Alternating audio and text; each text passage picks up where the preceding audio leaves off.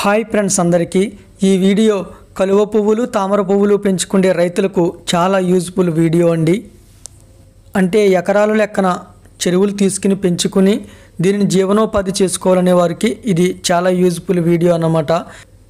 ఎందుకంటే నేను ఈ వీడియో చేయడానికి దాదాపు 3 సంవత్సరాలు వెయిటింగ్ చేశానండి. ఎన్నో చెరువులను తిరిగి చూసి ఏ చెరువులు బాగా పోస్తున్నాయి, అంటే లోతు ఎక్కువగా ఉంటే బాగా పోస్తున్నాయా, తక్కువగా ఉంటే బాగా పోస్తున్నాయా అనేది నేను చాలా చోట్ల చూసి అబ్జర్వ్ చేసి ఈ వీడియో చేస్తున్నాను అన్నమాట. కాబట్టి కలువ పువ్వులు పెంచుకునే రైతులకు ఇది చాలా విలువైన వీడియో అండి, మిస్ కాకుండా చూడండి. అలాగే ఇంటి దగ్గర పెంచుకునే వాళ్ళకు కూడా ఈ వీడియో చూస్తే కొంచెం అవగాహన అనేది వస్తుందన్నమాట. మేము యూట్యూబ్లో కలువల గురించి తామరల గురించి ఈ వీడియోలు పెట్టినప్పుడు చాలామంది వ్యాపారస్తులు చూసి అన్న మేము కూడా కలువ పువ్వుల్ని తామర పువ్వుల్ని వ్యాపార రీత్యా పెంచాలనుకుంటున్నాము, అయితే వీటిని పెంచాలంటే ఎంత లోతైన చెరువులు తీసుకుని పెంచాలి ఏంటనేది అడుగుతున్నారండి. అయితే దీని గురించి నాకు పూర్తిగా సమాచారం తెలిసాక సాధ్యమైనంత తొందరలో నేను ఒక వీడియో చేస్తానని వాళ్ళకి మాట ఇచ్చాను, అందుకే ఈ వీడియో చేస్తున్నాను అన్నమాట.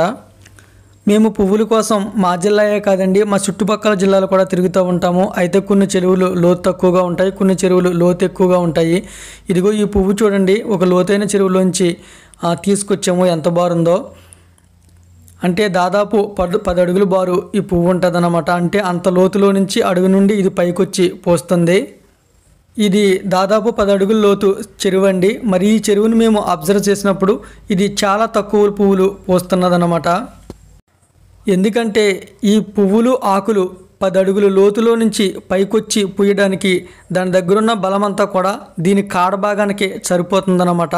కాబట్టి అతి అనేది అన్నింట అనర్థం, కాబట్టి దీనికి అతి ఎక్కువ లోతైపోయిన వలన పూయడం కష్టమైపోయి చాలా తక్కువ పువ్వులు పోస్తుందండి.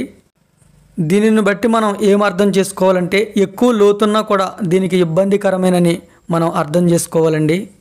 ఇదిగా అండి 4 అడుగుల లోతులో ఉన్నప్పుడు ఇలా గుట్టలుగా పూసే ఈ పువ్వులు ఈ చెరువుని తవ్వేసి 10 అడుగుల లోతు చేశాక అక్కడో పువ్వు రాలాక వచ్చి పోస్తున్నాయన్నమాట.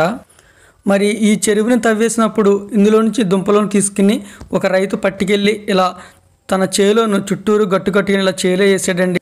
ఇదంతా పోసేసి 3 అడుగుల లోతు కూడా ఉండదండి. అయినా చూడండి ఎన్ని గుట్టలుగా పోస్తున్నాయను. అంటే 3 అడుగుల లోతు వీటికి సరిపోద్దండి. కాబట్టి మీరు ఎవరైనా సరే వ్యాపార నిమిత్తం వేలాది పువ్వులు పూయించుకోవాలన్నప్పుడు మీరు పెద్ద చెరువులు తీసి లేకపోతే తవ్వించి అవస్థలు పడక్కర్లేదండి. చేను లాంటిది తీసుకుని చుట్టూరు గట్టు పెట్టుకుని 3 అడుగుల లోతు నీళ్లు ఉండేలా చూసుకుంటే సరిపోద్దండి. అంటే కరెక్ట్గా ఎప్పుడు 3 అడుగులే ఉండాలనేది ఏమీ లేదండి. ఒక అరడుగు తగ్గినంతరాన్ని ఏమీ అవ్వదు, ఒక అరడుగు పెరిగినా కూడా ఏమవ్వదు అన్నమాట. కానీ ఇంచుమించు 3 అడుగుల లోతు నీళ్లుంటే మాత్రం దీనికి కరెక్ట్గా సరిపోతుందండి. అలాగే తామర పువ్వుల చెరువుల్ని కూడా నేను అబ్జర్వ్ చేసినప్పుడు 15 అడుగులు 20 అడుగులు లోతున్న తామర పువ్వుల చెరువుల కంటే 4 అడుగుల లోతు ఉన్న తామర పువ్వుల చెరువులే బాగా పోస్తున్నాయండి.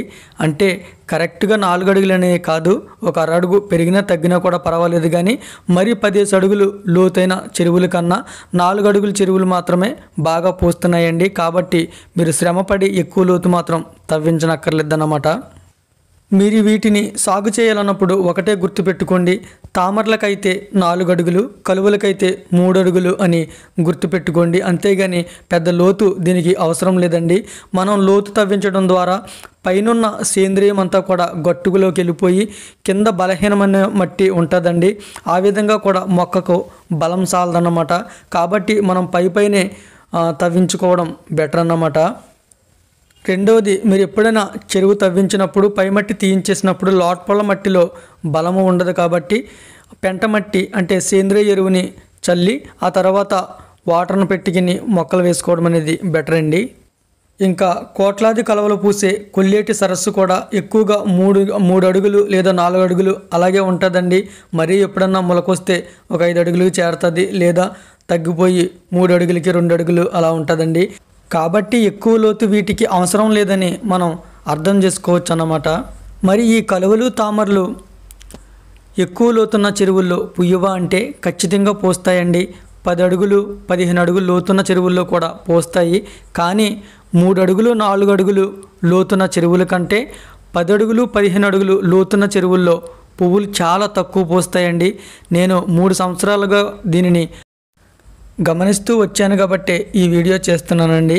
10 అడుగుల లోతు నుండి ఆ పువ్వును పైకి తీసుకురావడానికి ఆ మొక్కకు చాలా ఇబ్బంది అవుతుందండి. అందుకు వలనే తక్కువ పువ్వులు పూస్తున్నాయన్నమాట. కాబట్టి మీరు ఎవరైనా సరే వీటిని సాగు చేయాలనుకుంటే నేను చెప్పిన కొలతలతో వీటిని వేసుకుంటే మీకు మంచి ఫలితం వస్తుందండి. అలాగే వీటిని పెంచేటప్పుడు ఎవరైనా సరే రైతులు మీరు వీటిని వేయకముందు సేంద్రియ ఎరువు ఎంత వేసుకున్నా పర్వాలేదు, కానీ రసాయనిక ఎరువులను వీటికి ఎట్టి పరిస్థితుల్లో కూడా అలవాటు చేయకండి. ఎప్పుడైతే మీరు రసాయనిక ఎరువులు వీటికి అలవాటు చేయకుండా ఉంటారో అప్పుడు వీటికి మీరు ఎటువంటి మెయింటెనెన్స్ కూడా ఉండదన్నమాట.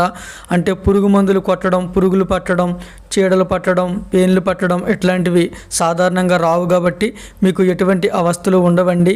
రెండోది, పువ్వు కూడా గమ్ముని వాడిపోకుండా చాలా స్ట్రాంగ్గా గట్టిగా ఉంటుందన్నమాట రసాయనిక ఎరువులు వాడకపోతే. ఓకేనండి, మరి ఈ రోజుకి ఇదే వీడియో. ఈ వీడియో మీకు ఎలా అనిపించింది అనేది కామెంట్ రూపంలో తెలియజేయండి. ఈ వీడియో మీకు నచ్చి ఉంటే లైక్ చేయండి. ఇంతవరకు మన ఛానల్ని సబ్స్క్రైబ్ చేయకపోతే సబ్స్క్రైబ్ చేసి ప్రోత్సహించండి. థ్యాంక్ యూ అండి. Thank you so much for watching. మీ ప్రేమ గాయకుడు జ్యోతి.